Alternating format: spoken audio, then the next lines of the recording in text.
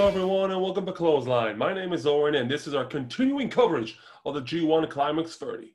And we're up to nights 5 and 6. Let's kick it off with night 5. It was the A block and it started off with a match between Yujiro Takahashi against Taichi.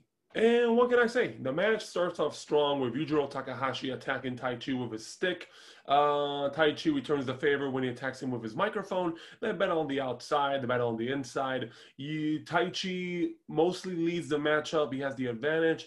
Yujiro makes a small comeback, but in the end, low blow from Taichi to Yujiro. He pins him with the roll-up, and Taichi gets the points. So yeah, Taichi gets the points. That's what matters, and poor Yujiro. The next matchup on the block was between Minoru Suzuki taking on Jeff Cobb. It starts off with beautiful mat wrestling from both competitors. Then the advantage goes to Minoru Suzuki as he keeps taunting Jeff Cobb, who finally makes a comeback. And in the end, Jeff Cobb goes for the Tour de Islands only to be blocked into a gotch pile driver, and Minoru Suzuki beats Jeff Cobb.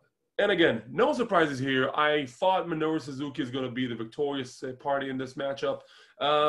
Good call by me, I guess. And Minoru Suzuki gets the victory. The next matchup on the block was between Kota Ibushi and Tomohiro Ishii, and this was a slugfest.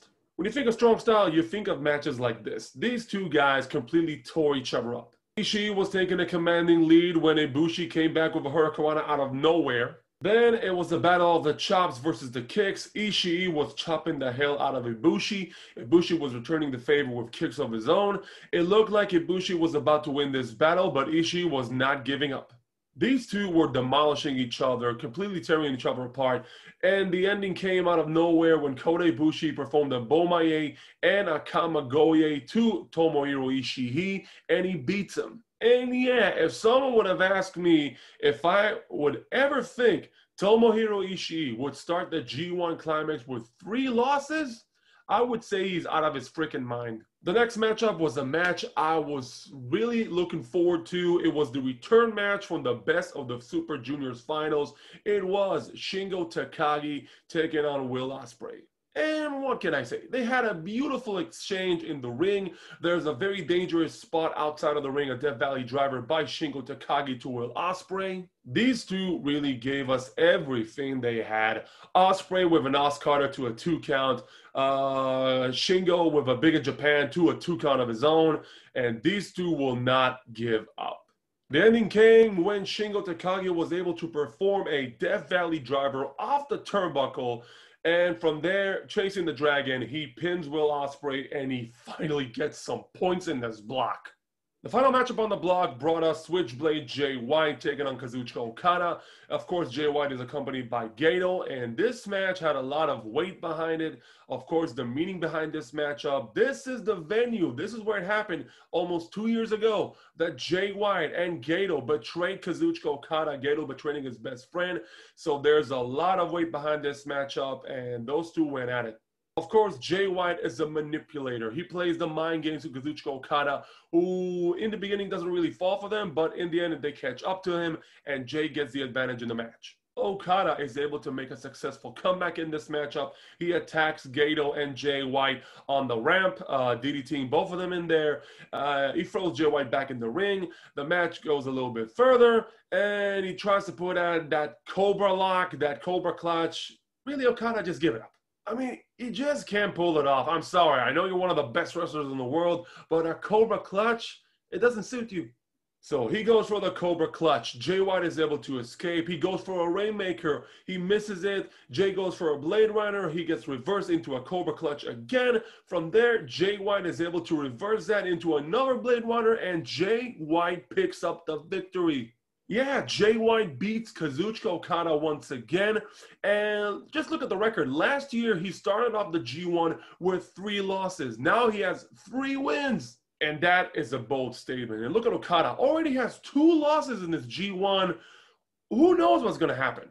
And that was night 5. Let's move on to night 6. So we move on to night 6. Night 6, of course, the B block. It started off with Yoshihashi versus Sanada.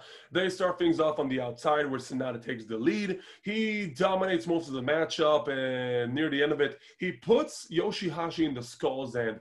Yoshi's about to tap out. The referee's about to signal for the bell. When he releases him, climbs up the top rope, goes for a moonsault, but then Yoshihashi lifts up his knees and blocks it. Why did you release the Skull End? From there, Yoshihashi is able to make a comeback. He hits Meteora, he hits a finishing move, and he beats Sanada. Not only does Yoshihashi has points on the board, if you would have asked me if Sanada would have 3 losses going into the G1, I would have said you were out of your freaking mind. Seriously, guys like Tomohiro Ishii and Sanada beginning the G1 with 3 losses? Never saw it coming. The next matchup on the card is Kenta versus Zack Sabre Jr. And Kenta starts the match off while he's sitting down. Zack Sabre Jr. is not impressed. They move on to mat wrestling and a lot of holds.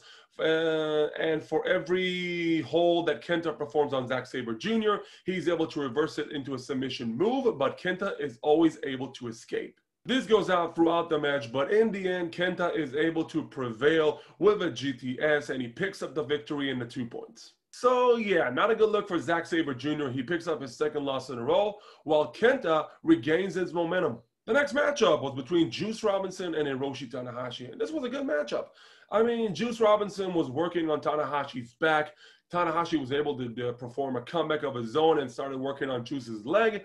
The ending came when, out of nowhere, Juice was about to perform his kill switch finisher move, but Tanahashi was able to somehow reverse it into a roll-up, and he picks up the victory out of nowhere. A couple of things here. First off, even though Juice Robinson lost this matchup, he looked strong in defeat. It took everything Tanahashi had to pick up this win here, and he ended up winning with a roll-up out of nowhere. Nothing to be ashamed of from Juice Robinson. I'm pretty sure if these two have a rematch, Juice will be able to pick up the victory against the Ace. And yeah, Hiroshi won this matchup. He needed this win to get some points on the board. I'm happy for him. The next matchup featured one of the most evil geniuses, maniacal, superhuman beings on the planet against Evil from Bullet Club.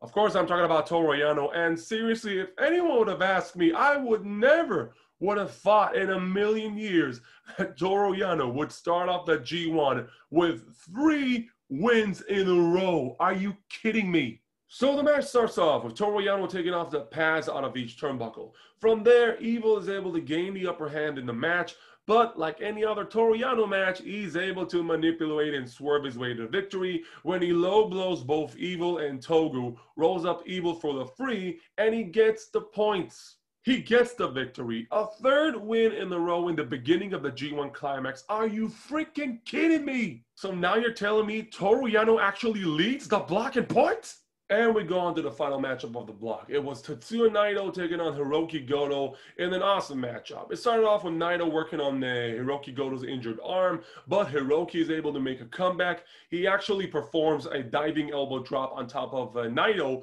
with his hurt arm. Real smart, Goto, real smart. From there, he's able to perform a GTO on top of Naito when his legs were hanging from the ropes, also for a 2 count. And from there, the ending came when he tried to perform an Oshigoroshi, turned into a Destino by Naito, and from there, he was able to perform another Destino for the victory.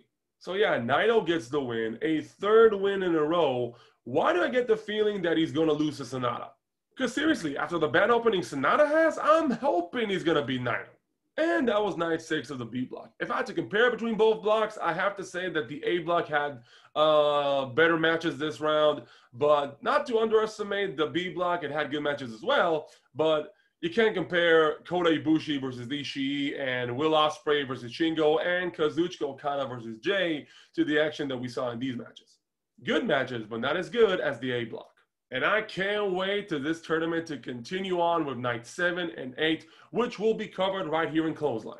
And that is my review for now. Let me know in the comments, what do you think of the G1 Climax 30 so far? We would love to hear your comments down below. And also, if you want to stay notified when I'm uploading these videos, hit a like, subscribe to the channel, and hit that bell notification button. And I'll see you here next time on Clothesline. Thank you for watching.